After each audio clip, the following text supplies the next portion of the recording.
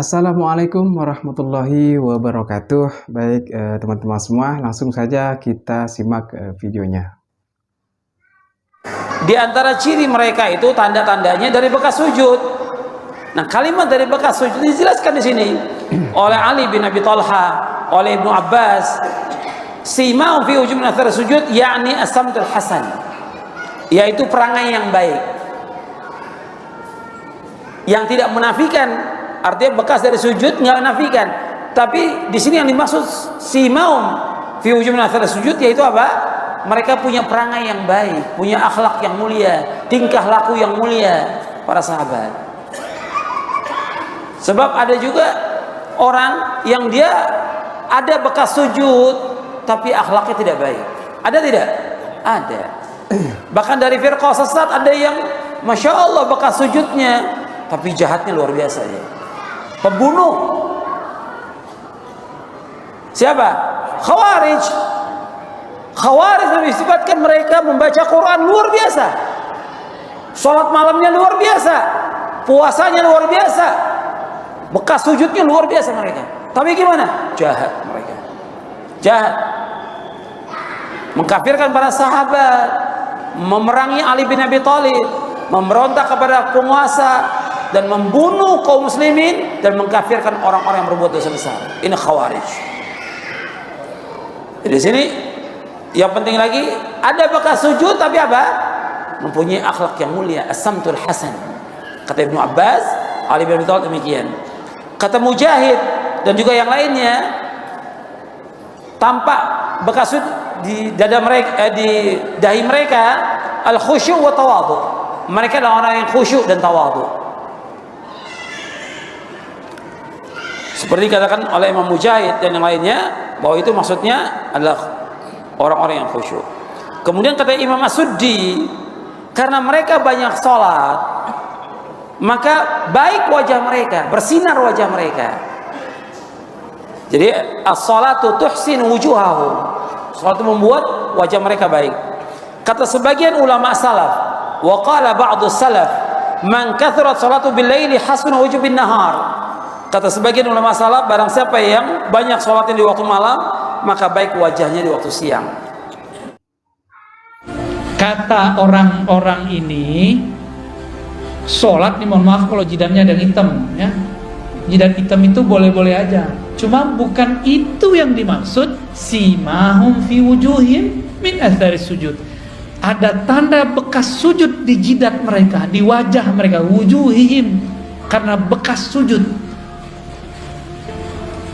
Saya udah putar-putar nyari riwayat, adakah jidat Nabi itu hitam, nggak ketemu. Meskipun berjidat hitam boleh, nggak ada masalah kan, emang mungkin kulitnya agak sensitif, orangnya juga sensitif, lengkap sudah. Terus apa yang dimaksud tanda sujud? Tanda sujud saya sering sebutkan, orang sujud kepalanya di mana? Di bawah apa? Di bawah tempat paling kotor di alam semesta. Nih, tempat buang air kecil. Ya, walaupun bajunya bagus, walaupun bedaknya Masya Allah, bajunya oke, tapi bagian situ bau nggak? Nggak enak kayak ngomongin begitu ya. Tapi emang itu bau, udah selesai. Sekarang ditaruh di bawahnya. Gimana? Maka yang disebut athar sujud, bekas sujud adalah hilangnya kesombongan seorang hamba. Itu baru disebut bekas sujud. Jadi siapakah yang sujud kepada Allah? Orang yang sudah melepaskan kesombongannya, ego-egonya, merasa sok pinter, sok alimnya, sok solehnya, sok merasa paling benernya, dia buang sudah. Karena yang merasa sok bener di sini, benar. Yang merasa pinter mana? Yang merasa bergelar ini. Yang merasa manhajnya, mazhabnya paling bagus, thariqatnya paling keren ini. Kalau ini nggak mungkin. Ini maka ditaruh di bawah. Jadi asar sujud adalah kerendahan hati. Efek dari sujud adalah rendah hati. Gimana? Udah rendah hati belum? Lagi belajar. Kadang-kadang jujur, mending jujur begitu. Berarti sholat kita ini sudah benar belum? Kira-kira sholatnya diterima nggak? Kayaknya nggak diterima sih. Soalnya simahum fi wujuhihimnya belum ada. Karena puncaknya sholat ketika kepala di bawah. Di saat itu tidak ada lagi ego, tidak ada lagi sombong. Kalau masih ada, sholatnya belum diterima, kira-kira gitu. Gimana dong? Orang-orang kayak kita ini sok soleh, sok merasa sholat. Ada orang telat sholat aja kita kata-katain. Ya, ada orang nggak sholat kita suzon. Ya. Dia padahal udah jamak. Ada orang kita lihat nggak sholat padahal dia sudah jamak. Bisa nggak begitu? Ya, susah ya. Emang begitu sih ya. Di otak ini, ya, kortek depan ini dia sukanya prasangka. Ternyata otak ini di istilah orang-orang ahli neurologi disebut otak reptil. Ini yang disebut dalam Al-Quran, ulaika kal an'am, mereka itu seperti binatang. Otak reptil itu 5-10%. Selebihnya sisanya berapa? Otak kanan atau kiri 40 45 ya, 45 kiri kanan itulah yang akan mendalami thariqat hakikat ma'rifat.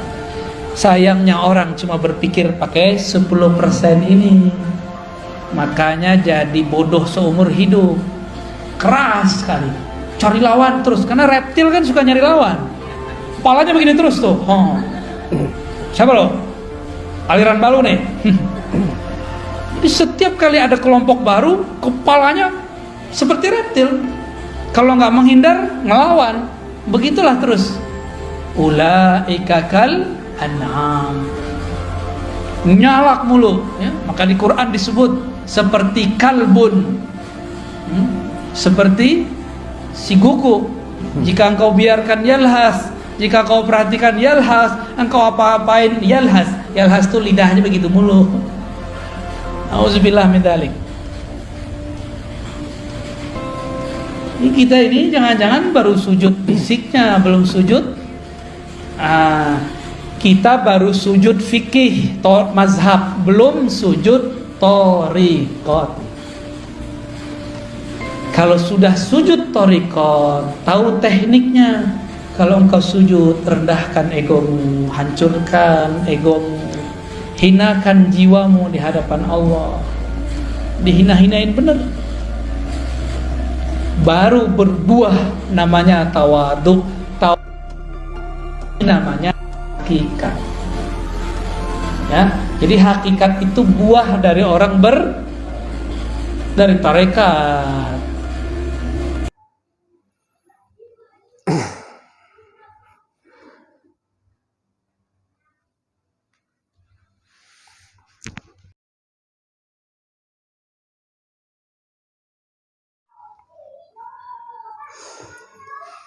Baik, teman-teman semua, kita sudah bersama-sama menyimak video atau tayangan yang sangat luar biasa dari Buya Aryazi Hashim, teman-teman ya. Buya Aryazi Hashim yang soal kening atau jidat berbekas hitam, teman-teman ya. Biasanya itu disebut biasanya karena kita sering sujud, teman-teman ya, dan itu sebenarnya tidak juga, teman-teman ya. Kan kita sering melihat di kening ini, di jidat ini, nah ada tanda hitam seperti tadi punya Ustadz Yazid Jawas dan juga Ustadz lainnya. Nah itu kalau kita pikirnya itu apa, sering sujud.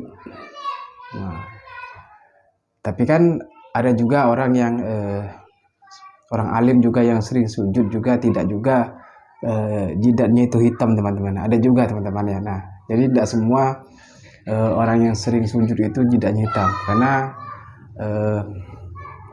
seperti yang dikatakan oleh Buya Ar-Yasin tadi, beliau mengatakan tidak pernah menemukan riwayat atau hadis bahwa kening Nabi itu hitam teman-teman.